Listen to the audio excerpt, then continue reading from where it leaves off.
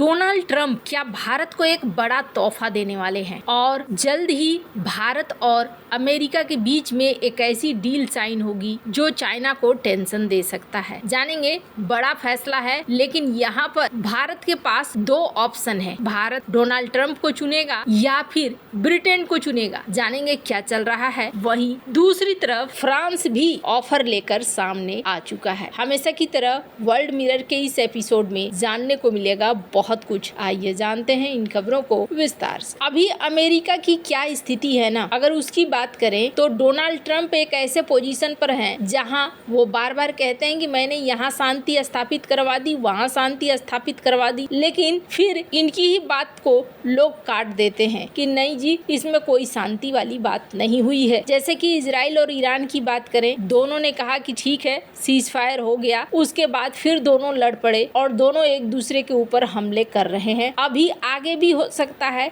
कि ये हमले होते रहे। गुस्साए हुए डोनाल्ड ट्रंप ने गालियां तक निकालना शुरू कर दिया। स्क्रीन पर इस वीडियो को देखिए। We basically have two countries that have been fighting so long and so hard that they don't know what the fuck they're doing. Do you understand that? इन्होंने यहाँ पर ऐसे शब्दों का इस्तेमाल करना शुरू किया जो एक राष्ट्रपति को शोभा नहीं देता है और अमेरिका के किसी भी राष्ट्रपति ने इस तरह के शब्दों का इस्तेमाल नहीं किया होगा। लेकिन मामला सिर्फ यहीं तक नहीं रुका है, बल्कि इजराइल जब ईरान को फिर से बॉम्ब करने लगा, मारने लगा, तब डोनाल्ड ट्रंप ने कैपिटल लेटर्स में ये बड़े बड़े शब्द लिखने शुरू कर दिए। बम मत गिराओ, ये बिल्कुल मत करो, ये वायोलेशन है, वापस ले आओ। ये जिस तरीके से बातें कर रहे हैं, कभी भी इस तरीके से नहीं देखा गया था किसी अमेरिकी राष्ट्रपति को। अब यहाँ पर इन्होंने कैपिटल लेटर में लिखने का मतलब है कि ये जोर दे रहे हैं कि मेरी बात को मानो। वैसा ही एक और देखने को मिल रहा है, फेक न्यूज है CNN का, न्यूयॉर्क टाइम्स का, सब गलत बोल रहे हैं। ये हमारे सक्सेसफुल मिलिट्री स्ट्राइक को नीचा दिखाने की कोशिश कर रहे हैं। अब डोनाल्ड ट्रंप ऐसा क्यों कह रहे हैं? डोनाल्ड ट्रंप ये बातें इसलिए कह रहे हैं क्योंकि ये कहा गया कि ईरान पर जो हमला हुआ है, उस हमले के पहले ही ईरान ने अपने न्यूक्लियर मटेरियल को निकाल लिया था और खुद इनके पेंटागन के अधिकारी और रिपोर्ट्स ये बता रही हैं कि कथित तौर पर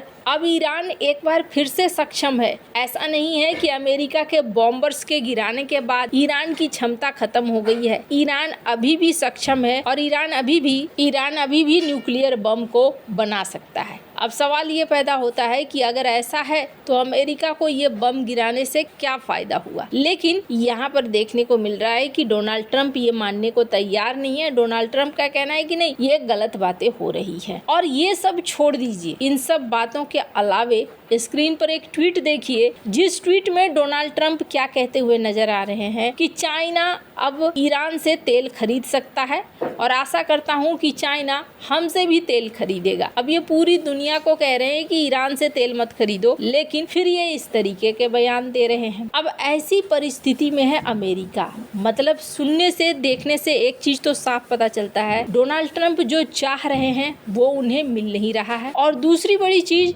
डोनाल्ड ट्रंप खुद भी इस वक्त थोड़ा दबाव में चल रहे हैं, फ्रस्ट्रेशन में चल रहे हैं। वो रोकने की कोशिश कर रहे हैं चीजों को, लेकिन रुक नहीं रही है। बातों को मनवाने की कोशिश कर रहे हैं कि मैं एक पावरफुल देश हूँ, लेकिन बातें कोई मानने को तैयार नहीं है। ये अभी अमेरिका की स्थिति है और इस स्थिति के बीच में एक बड़ी खबर निकल कर आई है और ये खबर भारत के फाइटर जेट को लेकर है। ये बात हर कोई जानता है कि इस वक्त भारत की कमजोरी अगर कुछ है तो वो है फाइटर जेट की इंजन, और इसके लिए बात भी चल रही है। फ्रांस के सैफरान के साथ भी बातचीत चल रही है। सैफरान जो कि भारत में एक नई MRO सुविधा विकसित कर रहा है। Saffron aircraft engine services India Hyderabad में राफेल के M88 सैन्य जेट इंजनों के रखरखाव के लिए एक सेंटर बना रहा है। M88 एक ट्विन सॉफ्ट टर्बोफैन इंजन है जिसे दसॉल्ट राफेल के लिए विशेष रूप से डिजाइन किया गया है। ये अपनी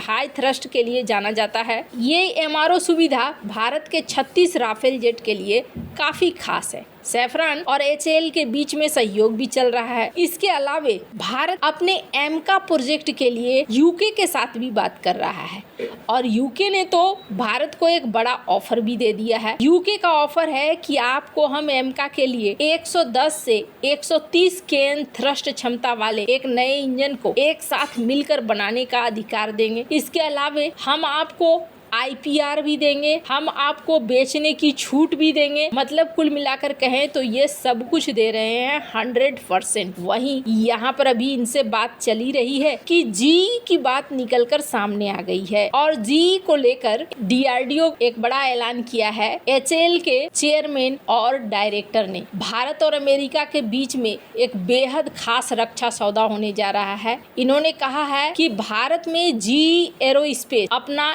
F414 इंजन को बनाएगा। भारत और अमेरिका दोनों मिलकर बनाएंगे, यानी कि जी और अमेरिकन कंपनी यहीं पर बनाएगी और ये सौदा मार्च 2026 तक पूरा हो जाएगा। अब इस सौदे से भारत को क्या क्या मिलेगा? इस सौदे से भारत को 80% तक टेक्नोलॉजी ट्रांसफर मिलेगा। इसके अलावे भारत में ही बनाया जाएगा और दोनों देशों की रक्षा साझेदारी को मजबूत किया जाएगा। कहा जा रहा है कि ये जो इंजन है ये भारत के लिए एमका और तेजस MK2 इन दोनों में लगाया जा सकता है। अब सवाल ये खड़ा होता है कि इससे पहले भी हमने F404 इंजन का ऑर्डर दिया था, वहाँ तो बहुत दिक्कत हुई थी। इस पर कहना है जी का कि नहीं, देखिए पहले इंजीनियर्स काम छोड़कर चले गए थे, अब हमने सारा कुछ ठीक कर लिया है, एक लाइन बना लिया है और अब हमें कोई दिक्कत नहीं है और हम आपको 2026 तक F404 के 12 इंजनों को दे देंगे। सब कुछ अच्छे तरीके से चलेगा और हमारे डील के अकॉर्डिंग ही चलेगा। यानी कि अब भारत के पास एक ऑप्शन है GE414 फाइटर जेट के इंजन को एक साथ मिलकर F414 फाइटर जेट के इंजन को साथ बनाने का। लेकिन अब आपके मन में सवाल होगा कि ये तो सिर्फ 80% दे रहे हैं और यूके की कंपनी हमें 100% के साथ साथ सारी चीजें दे रही है, रोल्स रॉयस, तो हम उस पर क्यों नहीं जाते हैं? हम बात करें तो सैफरन भी कुछ इसी तरीके की पेशकश कर रही है। फिर जी की तरफ ही जाना क्या सही है या गलत है? तो फिलहाल के लिए कहा जा रहा है कि इस सौदे से बहुत सारी चीजें हैं। इस सौदे से पहली चीज ये है कि जी दुनिया में एक जाना माना इंजन प्रोवाइडर है और जी का पूरा इंफ्रास्ट्रक्चर वगैरह बना हुआ है। भारत ने भी इसके लिए काफी तैयारियां कर ली है। भारत और अमेरिका के बीच में क्वाड को लेकर कई सारे समझौते भी हुए हैं, तो ये संबंधों की भी बात आ जाती है। अगर तीनों की बात करें ना, फ्रांस की, यूके की, तो इसमें अमेरिका के इंजन ज्यादा पावरफुल है। लेकिन सवाल ये उठता है कि क्या इनके ऊपर भरोसा किया जा सकता है? ऐसा माना जा रहा है कि भारत शुरुआती दौर के लिए डील रोल्स रॉयस के साथ भी कर सकता है और जी के साथ भी। जी के साथ तेजस मार्क 1 और अगले एडवांस वर्जन के लिए भारत रोल्स रॉयस के साथ भी जा सकता है। वैसे आपको क्या लगता है, भारत को किसे चुनना चाहिए? कमेंट कर अपनी राय जरूर बताएं। जल्द मिलते हैं अगले वीडियो में नई खबर के साथ।